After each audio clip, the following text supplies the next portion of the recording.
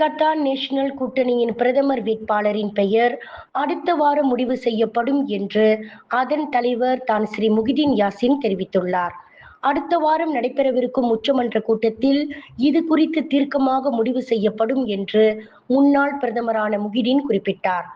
2 வாரங்களுக்கு முன்பு முகிதீன் தலைமையிலான பர்சத்து கட்சியின் ஆண்டு கூட்டத்தில் பிரதமர் வேட்பாளராக அவரின் பெயர் முன்மொழியப்பட்டுள்ள வேளையில் இதற்கு பாஸ் கட்சி ஆட்சேபனை தெரிவித்துள்ளது.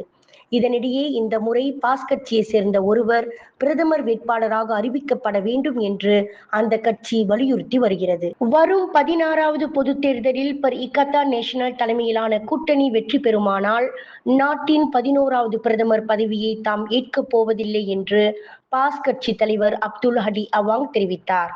பிரதமர் பதவி மீது தமக்கு ஆர்வம் இல்லை என்று குறிப்பிட்ட ஹடி அவாங், பிரதமராக பொறுப்பேற்க கூடியவர் படித்தவராக, உடல் ரீதியில் வலிமை மிகுந்தவராக, நம்பகத்தன்மை நிறைந்தவராக இருக்க வேண்டும் என்று வலியுறுத்தினார்.